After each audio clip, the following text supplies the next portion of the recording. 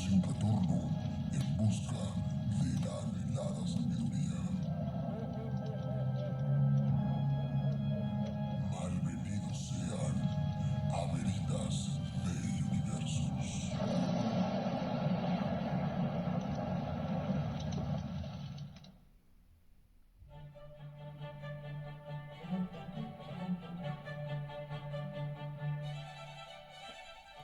Muy buenas tardes, tengan todos ustedes bienvenidos a una nueva emisión de su programa Veritas Day Universus.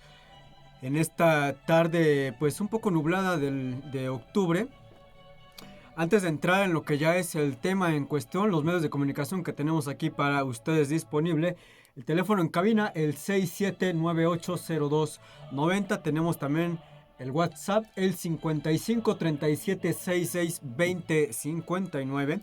Redes sociales nos pueden encontrar en Facebook como Veritas Day Universus, nos pueden encontrar como Circo Volador y como Circo Volador Radio. En el Instagram como Circo Volador, a un servidor como Lord-Asmisael, y en Twitter como @Circo Volador y @Asmisael. Qué bonita es la música que estamos escuchando, es una combinación de música sacra. A lo largo del programa hemos estado escuchando algo de Vivaldi, de Bach, de Beethoven, etcétera, etcétera. ¿Por qué? Bueno, pues porque el tema de hoy lo amerita. Hoy vamos a estar hablando de el Opus Dei o la Opus Dei. Todo depende del lenguaje en el que se mencione tal organización. Aquí lo vamos a estar manejando como la Opus Dei, como una organización, la organización. Es un tema que me habían pedido y he estado pasando algún tiempo recopilando información acerca de él. Pero, ¿qué les parece si antes de entrar ya en todo lo que es la cuestión del programa, nos vamos con una pieza musical para ir despertando un poquito los sentidos? Esto que vamos a escuchar corre a cargo de una super mega banda, o creo que lo que algún día fue, porque ahorita ya toca más las rancheras Therion. Esto se llama Theme of Antichrist, es decir, el tema del anticristo, que se desprende de su último álbum, si no me equivoco. Esto es Veritas Day Universus, vamos empezando apenas, no se me muevan de donde están.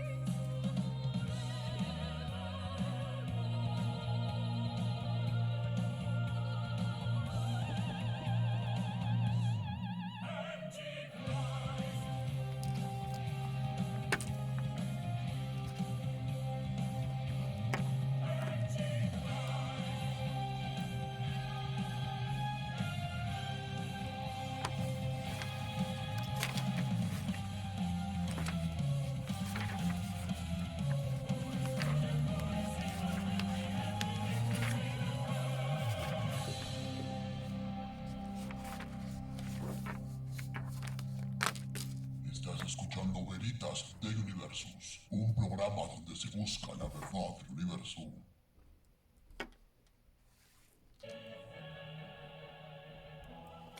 Muy bien, ya estamos de regreso. Bueno, la verdad es que hablar del Opus Dei o de la Opus Dei es bastante interesante, pero hay que mezclar muchas cuestiones totalmente religiosas. Vamos a partir del nombre, por ejemplo. La Opus Dei, que en latín quiere decir obra de Dios o la obra de Dios, es una institución perteneciente a la Iglesia Apostólica Romana que está asentada, obviamente, y valga la redundancia, en Roma, cuyo nombre institucional, o digamos que su nombre oficial, es el de la Prelatura de la Santa Cruz y Opus Dei. Su sede se encuentra ahí mismo, al ladito de donde el Papa pues da misas y lleva a cabo ritos. El Opus Dei fue fundada un 2 de octubre de 1928 por José María Escrivá de Balaguer.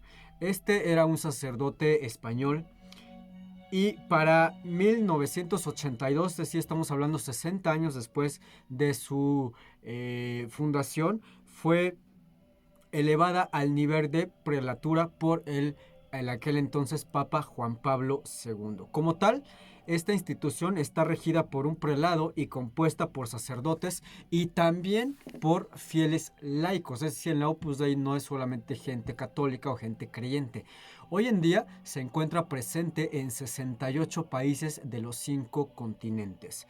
Según la página oficial del Opus Dei, la misión oficial de esta organización consiste en ayudar a los cristianos a vivir de acuerdo a la fe y a contribuir a la evangelización de toda la sociedad, especialmente mediante el trabajo cotidiano, que comprende tanto el trabajo profesional como los deberes de las cuales todo cristiano pues recae sobre sí.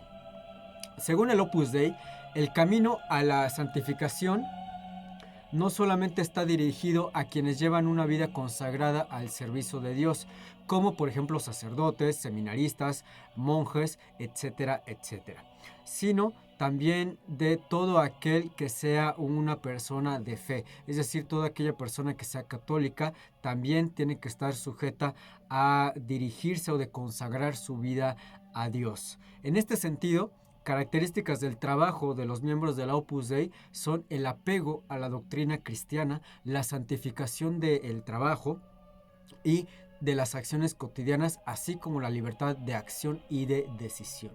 No obstante, esta organización ha estado siempre marcada por una polémica debido al inmenso poder que ejerce, incluso en las altas esferas del Vaticano, y también a las grandes sumas de dinero que maneja. Hay muchas personas que están dentro del Opus Dei que se encuentran también en lo que es el Gran Banco Vaticano.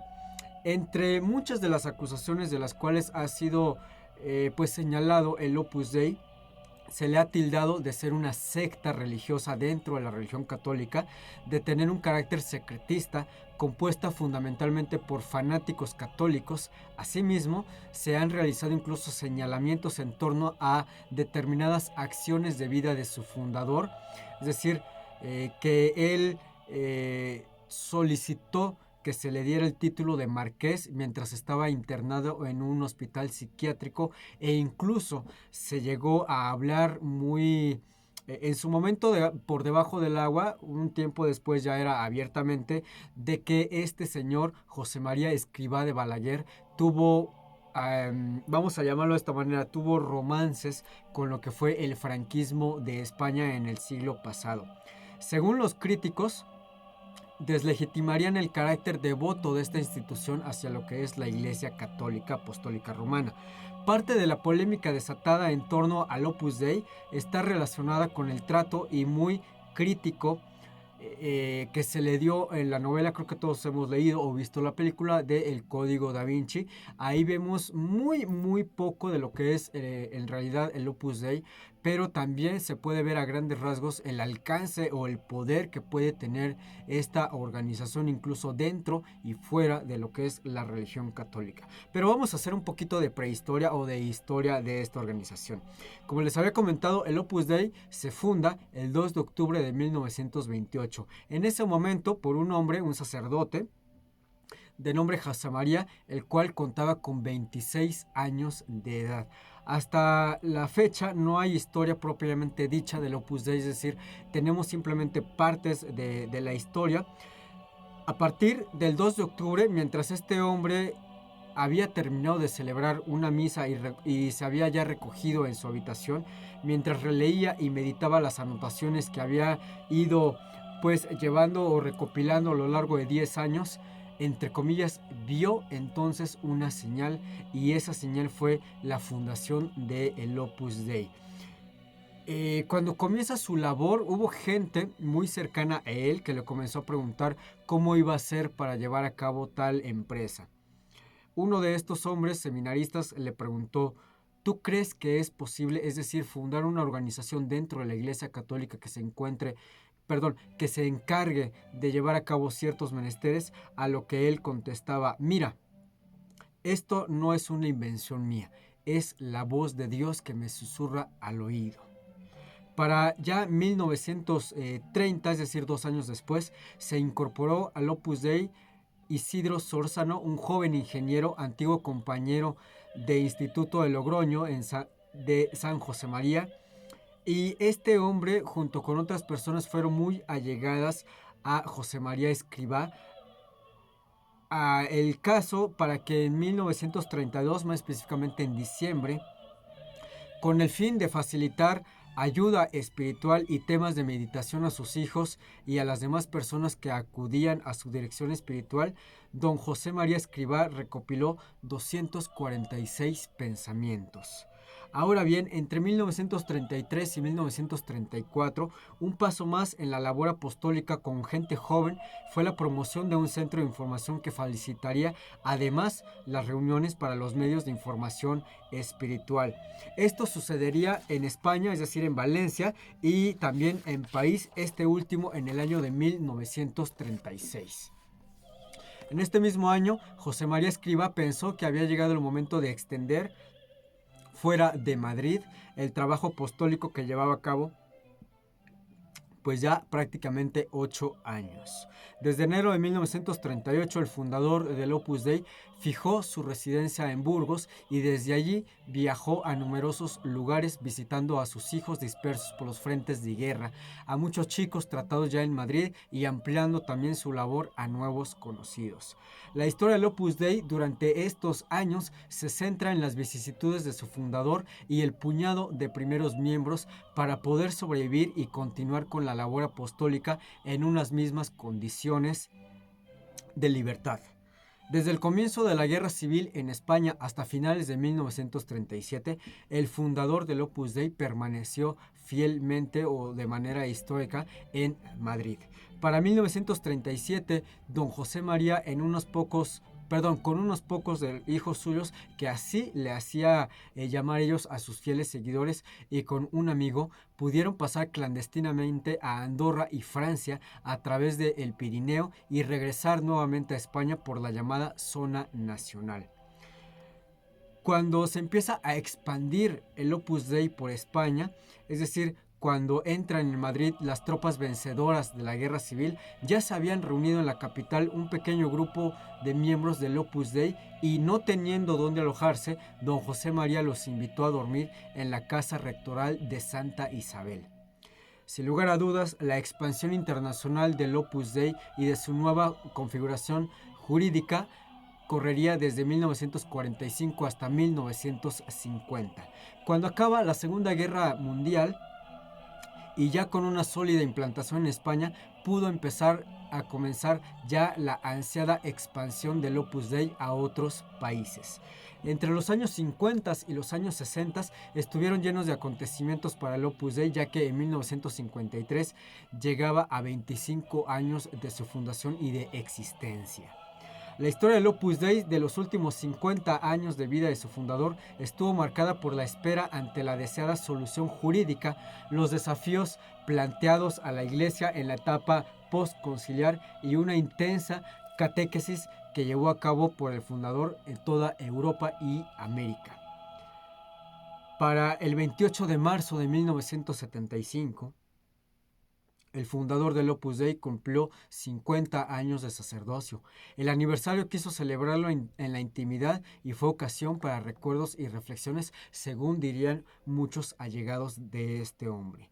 Para el 28 de noviembre de 1982, cuando el representante de Cristo en la tierra, el vicario de Cristo, era Juan Pablo II, erigió el Opus Dei como la prelatura personal de ámbito universal dotada de estatutos propios. Se alcanzaba así la solución jurídica que el fundador del Opus Dei había deseado y buscado durante más de 30 años. Desde el mismo día del fallecimiento de su fundador, el Opus Dei se multiplicaron los testimonios sobre su santidad personal y la huella que había dejado en la vida de la Iglesia Católica Apostólica Romana. Tan es así que para el 6 de enero de 1991, Juan Pablo II, en la Basílica de San Pedro, ordenó obispo al prelado del Opus Dei, Mons Álvaro de Portillo.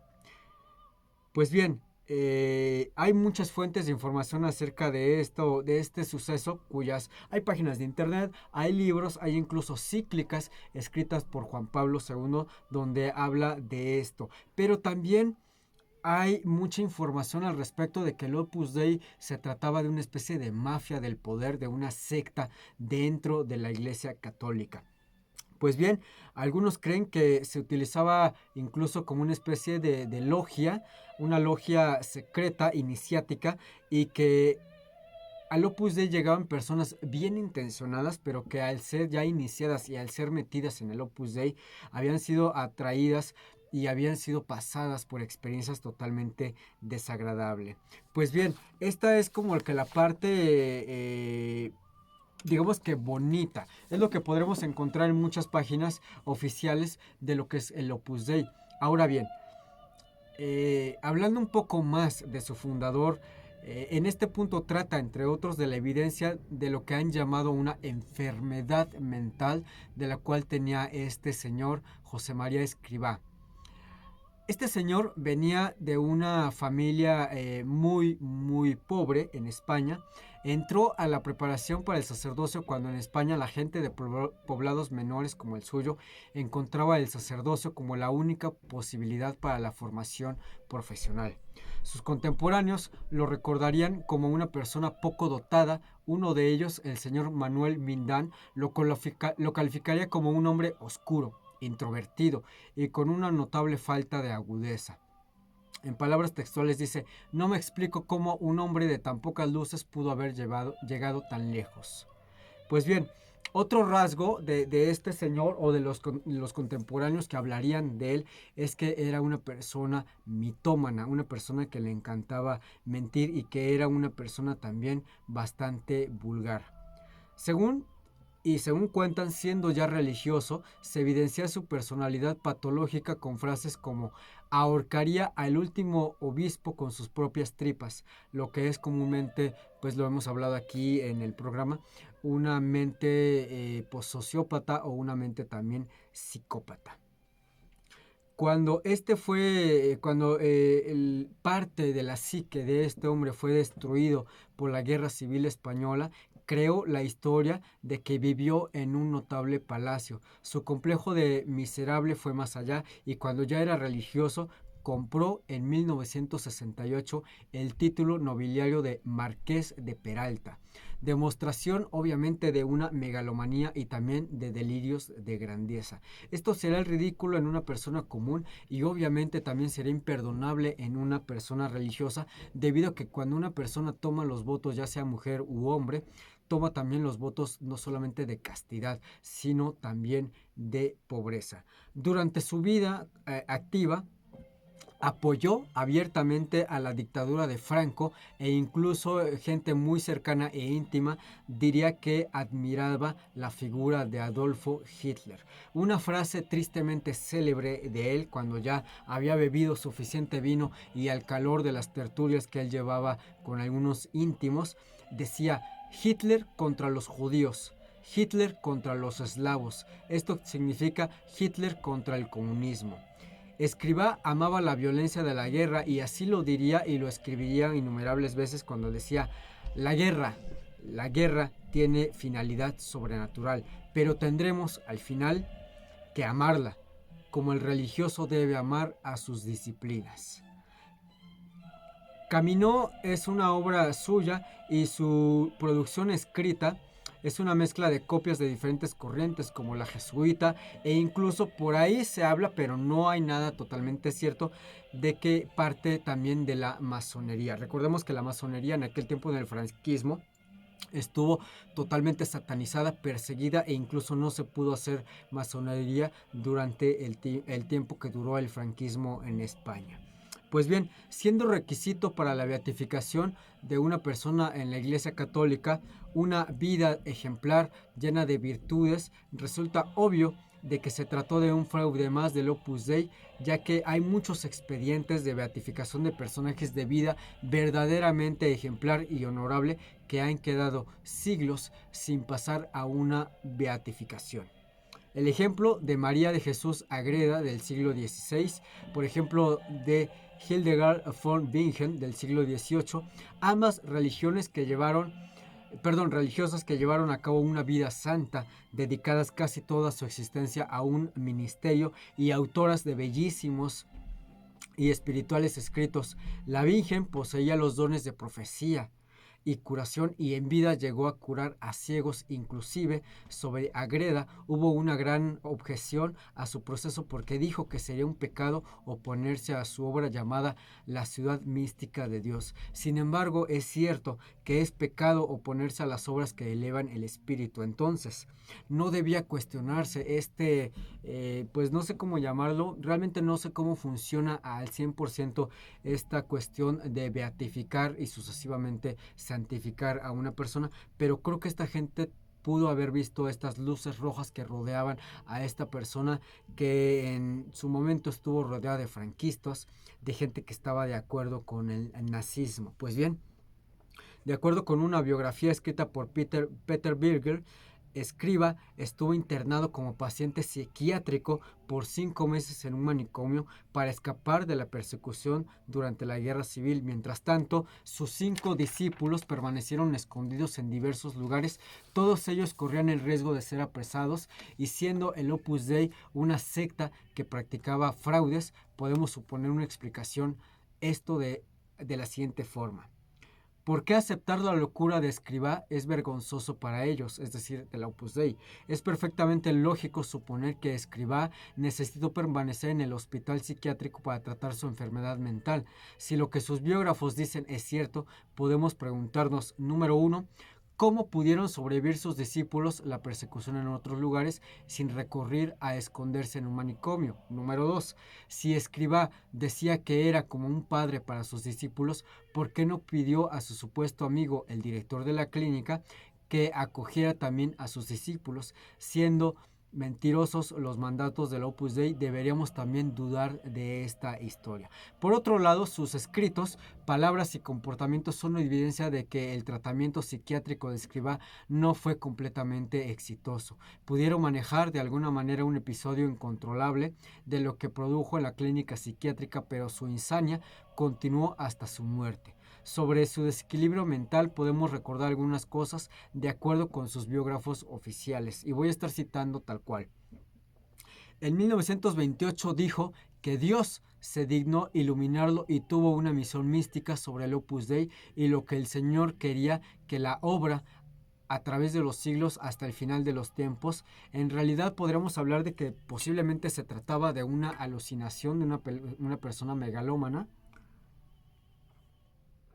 lo cual es común en los locos creer que tienen una misión mundial salvífica, es decir, una especie de ideas mesiánicas, tal cual. Ahora bien, en un artículo dijo que mientras estaba en un autobús, sintió el obrar de Dios en su persona, en su corazón y en sus labios. Y con una fuerza arrolladora desarrolló el suave grito, Abba, Padre, lo cual es común sobre los insanos decir que de pronto sienten una fuerza avasalladora. Sobre el Opus Dei, esta parte señala los métodos, historia, corrupción, su carácter de mafia política y económica, principales representantes en algunos países de Centroamérica como el Perú, el cual tuvo una fuerza y un carácter fascista. Durante sus primeros años se desenvolvieron fraudes jurídicos, contubernio con la dictadura franquista. Su afianzamiento se debió a la adulación y a la coyuntura de la época. El Opus Dei buscaba a toda costa tener amigos en ciertas partes del poder, en este caso. Después conseguiría que Franco, un supuesto privilegiado para los centros de enseñanza controlados por el Opus Dei y todo el sector de educación que por su poderosa influencia política manejaría a su antojo. En lugar de seleccionarse los mejores catedráticos, se prefirió a miembros del Opus Dei.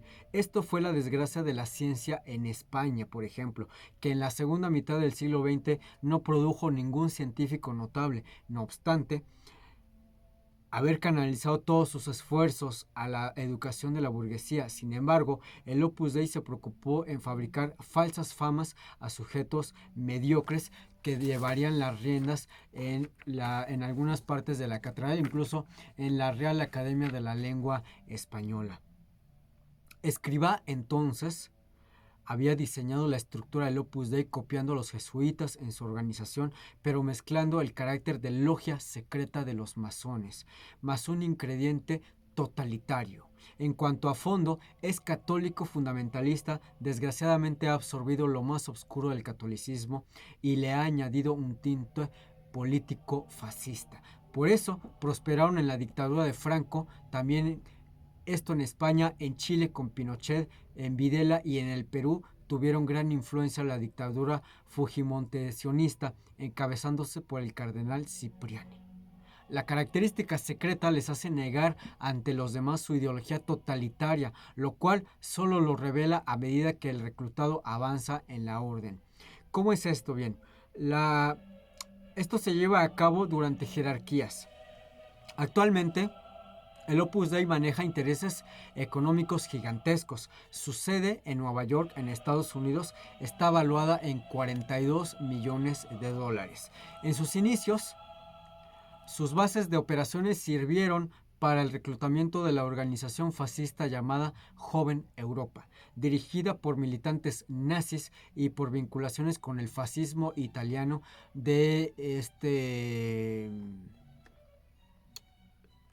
Perdón, se me olvidó ahorita el nombre del duce de Italia. Y por otro lado el franquismo por Francisco Franco. El reclutamiento sobrepicio y deshonesto. Al potencial miembro no le dicen que son Opus Dei, sino hasta que lo creen convencido. Esto no lo practica ninguna orden católica en las cuales todas las reglas son claras y siempre limpias. Es decir, todavía hay un reclutamiento de jóvenes en algunas partes del mundo. Ahora bien, se les inculcaba y se les sigue inculcando el desprecio por la mujer y la misoginia.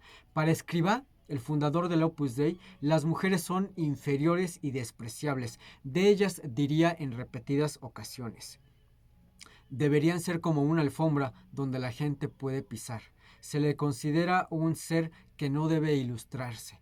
Ellas no hace falta que sean sabias, basta con que sean discretas para lo que nosotros queremos y necesitamos de ellas.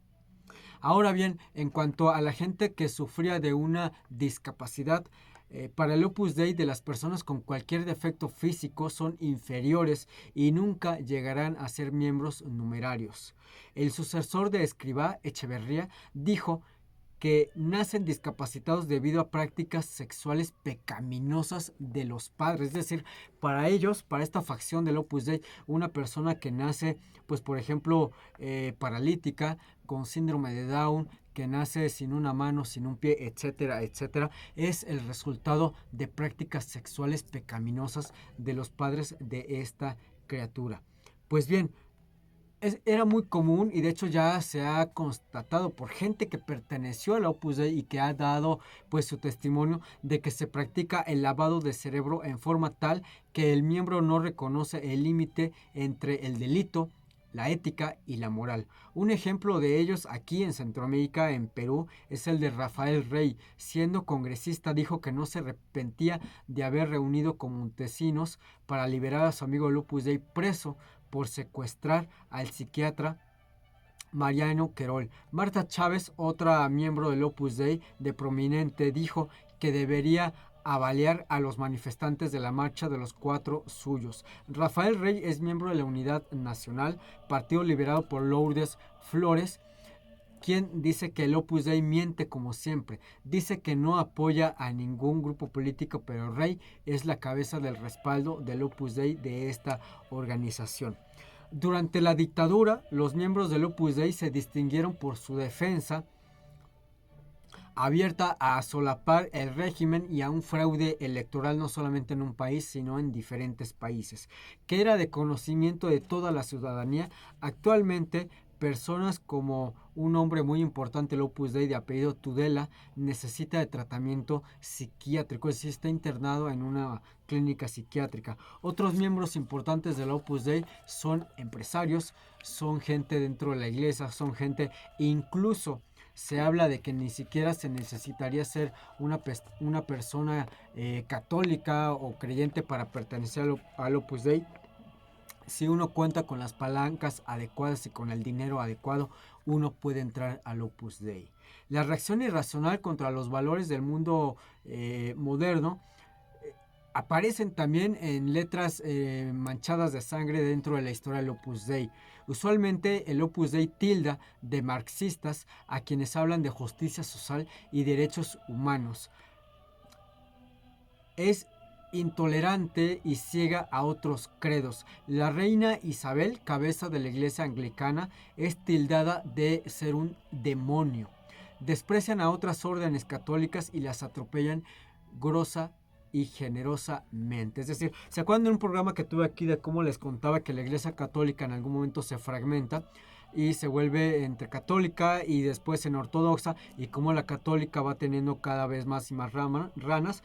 Pues bien, en lo que es Inglaterra, la reina Isabel es, o la cabeza, más bien encabeza la iglesia anglicana. La Opus Dei no reconoce el prestigio o reconoce la fama o reconoce siquiera que la iglesia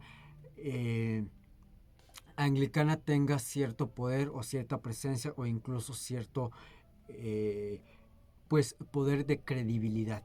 Ahora bien, otro punto de la Opus Dei que se habla, y no lo digo yo, lo dicen gente que han estado adentro del Opus Dei pero que se han dado cuenta de esto, que no funciona, han dicho que es una deshumanizadora, que les hace ver como enemigo al que se interpone a sus ideas, considerándolos seres inferiores o una fuerza subhumana.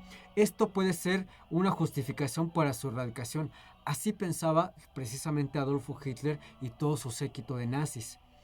Hay una máxima de Escribá, la máxima número 367, que dice que se les enseña a sus miembros que son bellos e inteligentes y que deben mirar a los demás como inferiores o como animales. Se les enseña a trabajar secretamente a espaldas de los demás. La máxima 643 dice que su meta es copar cargos y ser un miembro con dominio mundial. Enseñar que los sacerdotes son seres superiores a los demás, practican el culto irracional a la persona de Escribá. O sea, estamos hablando prácticamente que es un culto, en el cual dentro del Opus Dei vemos a este señor, a Escribá, fundador del Opus Dei, que lo ven a este hombre como prácticamente, no un dios, vamos a llamarlo así, pero sí como una persona a la cual que hay que rendirle culto. Esto lo vemos en otras particularidades de la Iglesia Católica, como por ejemplo con el Papa, al cual el Papa en algunas facciones del catolicismo se le ve también como una persona, pues lo mencionaba al principio del programa, se supone que el Papa es la máxima autoridad de la Iglesia Católica en la tierra, es también el sucesor del apóstol Pedro y es también digamos que la voz y voto de el Hijo de Dios, de Jesucristo en la tierra. Pues bien, esta gente dentro del Opus Dei, no quiero ser grosero al decirlo, pero hace a un lado la figura del Papa y ponen ellos ante el Papa la figura de este señor de Escribá. ¿Qué les parece si nos vamos a una pequeña pausa comercial? comercial, musical, perdón, porque aquí todavía no tenemos comerciales. Vamos a escuchar una rolita de Metallica y esto va muy de la mano de esto último que les acabo de comentar. Esto se llama Leper Messiah, es decir, el Mesías leproso. Esto es Veritas de Universos, no se me muevan de donde están.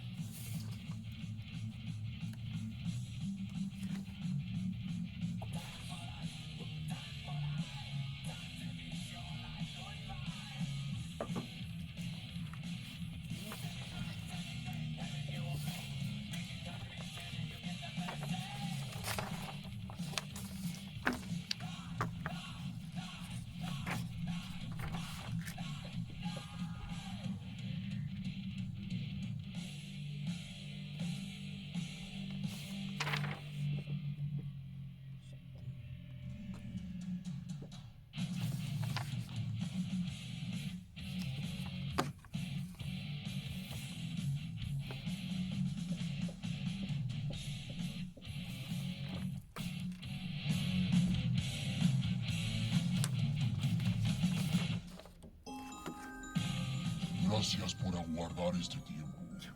Continuamos entonces en donde nos habíamos quedado. Regresamos.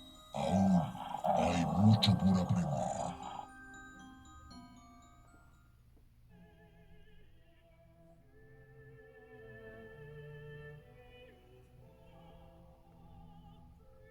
Muy bien, ya estamos de regreso. Pues bien, la verdad es que en todos los casos, la moneda siempre tiene dos caras.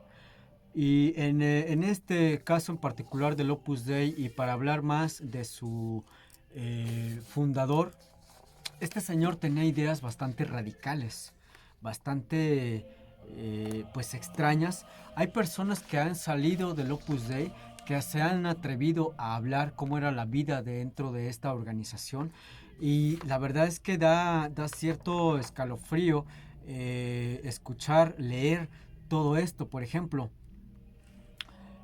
tenemos de que una vez que un miembro llega a cierto nivel del Opus Dei, firma un documento donde señala que el Opus Dei será el heredero de sus bienes, es decir, ni esposa, ni hijos, ni nadie, el Opus Dei.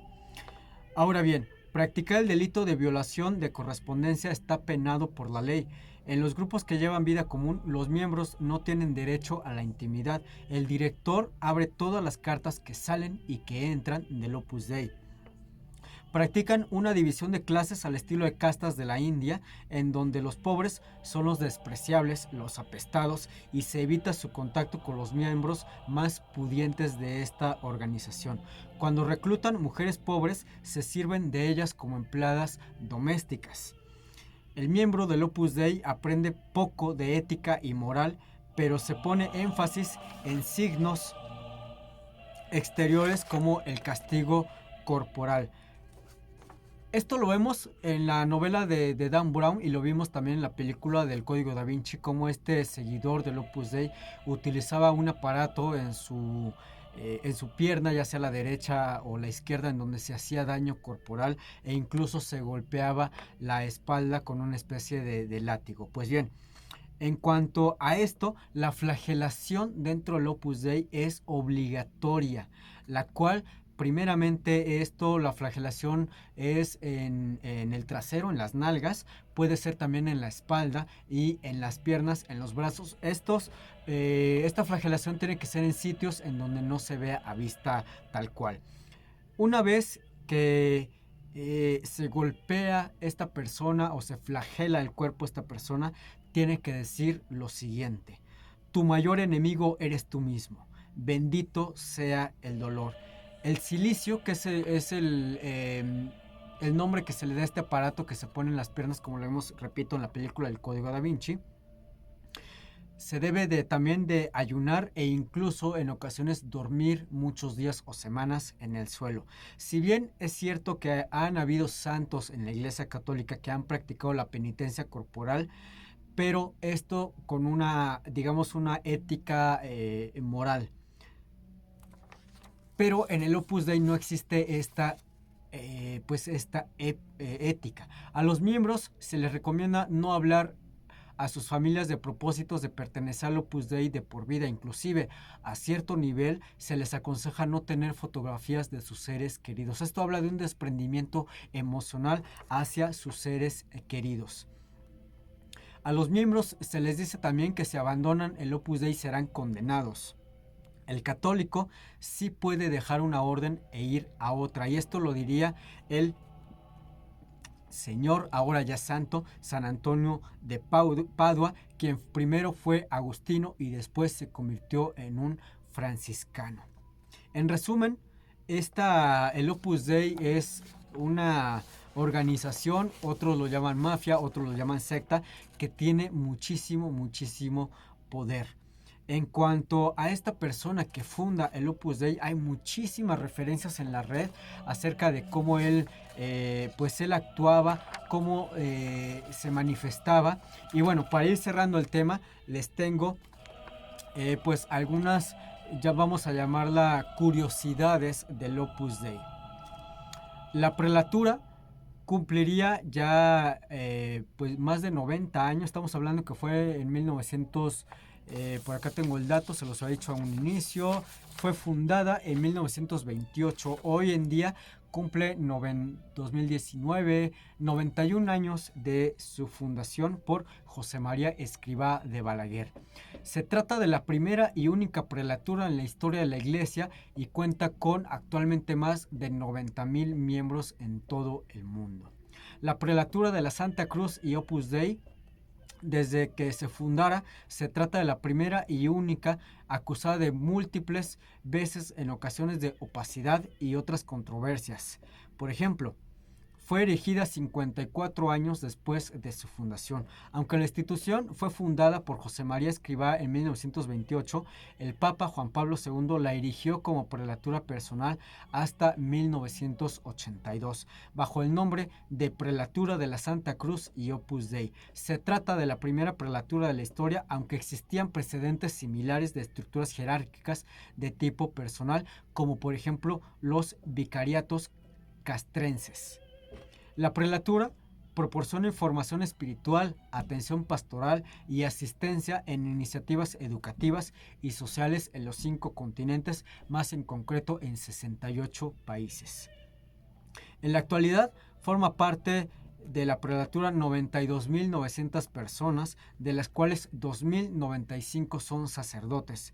De un total de fieles, el 57% son mujeres y 43% son hombres. La mayoría de miembros, alrededor del 70%, son mujeres u hombres casados. Se calcula que alrededor de 30,000 de sus miembros son españoles. Por continentes, el 57% de sus miembros viven en Europa, el 34% en América, el 4% en Asia, otro 4% en África y 1% en Oceanía. Se le conocen más de 500 obras.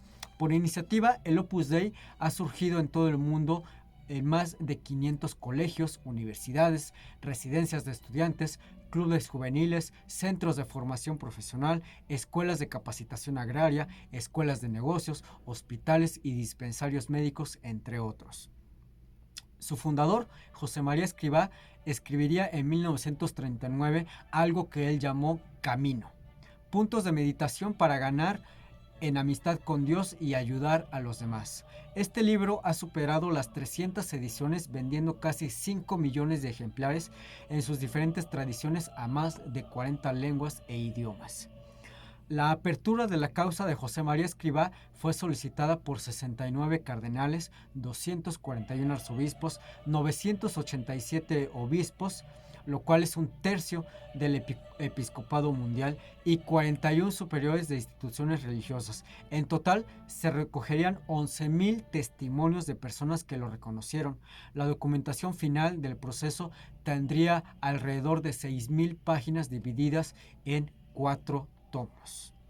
Según el vaticanista y bloguero de Vida Nueva, John Allen, el patrimonio de la prelatura asciende como mínimo a, ahí les va la cantidad, 2.400 millones de euros. Así lo recoge su libro Opus Dei, publicado en el año 2006. Estamos hablando que esa suma era de hace 13 años. Imagínense hoy en día a cuánto asciende la suma de la cual estos hombres son pues acreedores. De todos estos personas, más de 90,000 fieles gente que está dentro del Opus Dei, el 30% son laicos célibes. Los laicos en la prelatura pueden ser numerarios, supernumerarios, agregados y numerarios auxiliares. En concreto, los célibes son todos aquellos a excepción de los supernarios. Estos son hombres y mujeres casados y representan en torno al 70% del laicado de la obra. El 20% son numerarios o numerarias con el compromiso del celibato y de vivir en un centro del Opus Dei. Ellos ejercen una profesión, pero pueden ser llamados a ejercer funciones dentro de la orden. Por lo general, son los responsables de la formación del laicado y ocupan cargos directivos, y el otro 10% son agregados con el mismo compromiso de celibato, pero sin compromiso de vivir en un centro del Opus Dei. Ahora bien, aquí la pregunta sería, ¿realmente el Opus Dei es una secta? Recordando, ¿qué es una secta? Pues bien, una secta, y me voy a basar a lo que es aquí en el país, en México, hay una diferencia entre religión, secta y asociación religiosa. Una religión es aquella que, según gobernación, tiene gran arraigo en la población del país, a la cual se le da un registro y tiene que pagar impuestos, es decir, predio, luz, agua, etcétera, etcétera. Una secta no está reconocida como una religión, tampoco como una asociación civil. ¿Qué es lo que separa una secta a una asociación civil aquí en nuestro país? Pues es precisamente ese registro que tiene gobernación, es decir, una secta ante la Secretaría de Gobernación tiene cierto número de fieles o cierto número de agregados, o que ellos conviven con esta idea, pero no son el número suficiente para llamarlo asociación civil. Una asociación civil ya tiene un registro ante gobernación y también debe de cumplir con sus obligaciones fiscales, es decir, pagar luz, predio, agua, pero que todavía no alcanza el número de fieles para llamarlo una religión. Hablar del Opus Dei como una secta es una de las acusaciones principales contra la prelatura. Sin embargo, tanto el propio Opus Dei como la Iglesia niegan la mayor, aludiendo que es una secta, es una organización no reconocida, y el Opus Dei está tal cual reconocida. De hecho, siempre han afirmado su fidelidad al Papa y en plena comunión con el obispo de Roma. Así, los 3 últimos papas han tenido palabras de agradecimiento. Me refiero a Juan Pablo II, me refiero a Ratzinger y me refiero al actual papa, al Papa Francisco. El pasado 26 de mayo del 2019, el Papa Francisco recibió al prelado Fernando Ocariz, al que le manifestó su alegría por la contribución que los fieles del Opus Dei realizan en su ambiente ordinario para la evangelización de la sociedad. Por su parte, el Papa Benedicto XVI Ratzinger a Javier Echeverría por el 50 aniversario de su ordenación diría: recibe, venerado hermano, esta prueba de nuestro amor y benevolencia junto con la bendición apostólica que, implorando la gracia divina a través de la intercesión de la Madre de Dios, la Santísima Virgen María, te impartimos de todo corazón, y también a los obispos, a los sacerdotes, a los hombres y mujeres que forman parte de esta queridísima prelatura personal de la Santa Cruz y Opus Dei. Es muy importante señalar que, aunque la Opus Dei está reconocida por la Iglesia Católica, hay ciertas facciones de la Iglesia Católica. Estamos hablando de obispos, arzobispos, cardenales, sacerdotes de pueblos pequeños, sacerdotes, curas de pueblo, que no están de acuerdo con el Opus Dei. ¿Por qué no están de acuerdo con ella? Bueno, porque se ejerce una especie de poder que ellos creen que tienen por encima de lo que es la religión católica, es decir, creen que están por encima de lo que es el poder que ejerce el mismo Papa y toda la cuestión cardenalística del Vaticano. El Opus Dei siempre ha sido centro de polémica desde su fundación hace ya 91 años. Por ahí se habla de que cuando se cumplan los 100 años de su fundación, a ver si llegamos allá por el 2028, pues al parecer va a haber escándalos, porque hay gente que lleva muchos años, décadas, guardando ciertos testimonios, guardando documentos, los cuales piensan sacar dentro de estas fiestas que se va a vivir dentro de lo que es el primer, se me fue ahorita la palabra, ¿cómo se dice adecuadamente? Bueno, los primeros 100 años de la fundación del Opus Dei. Cuando sale esta obra del Código Da Vinci y cuando se habla de cómo es esta mafia dentro de la Iglesia Católica, cómo estas gentes actúan a espaldas del Papa y cómo esta gente tiene cierto poder y que lleva la batuta en ciertas cosas que no tendría que llevar, que se tendría que llevar pues del Papa, por así decirlo, por la Junta Cardenalística, pues ahí vemos tal cual la mafia. Por ahí las malas lenguas señalan que el Papa Juan Pablo I, el antecesor del Papa Pío, el cual tendría mucha comunicación con Adolfo Hitler antes y durante la Segunda Guerra Mundial, descubriría parte de esta mafia y que por eso mismo es que le darían cuello. Por eso mismo se deshicieron de él. Entonces estamos hablando de que el Opus Dei, de ser ciertas estas acusaciones y estos rumores, estamos hablando de que el Opus Dei es una mafia sumamente poderosa dentro del Vaticano, que es capaz de desaparecer papas y de imponer al papa que obviamente a sus intereses más le convengan. Por mi parte, esto ha sido todo por hoy en el programa Veritas Dei Universus. Los voy a dejar con un track muy bueno. Esto corre a cargo de una banda alemana llamada Rammstein y esto se llama Aleluya. Por mi parte, esto ha sido todo por hoy. Les agradezco que me hayan visto, que me hayan escuchado. Les recuerdo que la repetición del programa es el día domingo en punto de las 7 de la noche a través del portal www.circovolador.org/radio. Cuídense mucho, jalen con paraguas, con abrigo, porque los días están bastante locos. Larga vida y prosperidad, y estamos en contacto. Ingeniero, por favor, ingeniero Ariel Galván, muchísimas gracias por haber estado en los controles. Dele play y nos vemos dentro de una semanita.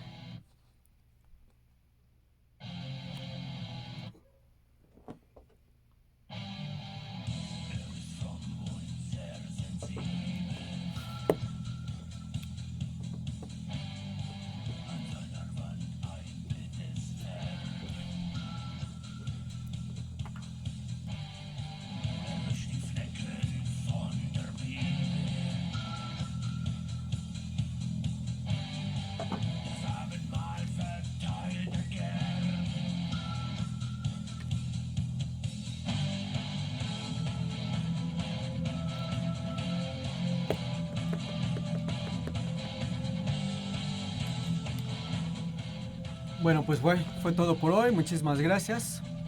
Espero que ya en unos días, por ahí del 28 de octubre, me levanta Facebook el castigo. Vamos a estar haciendo ya transmisiones en vivo y no como ahora que estoy grabando los videos y después los subo a la red.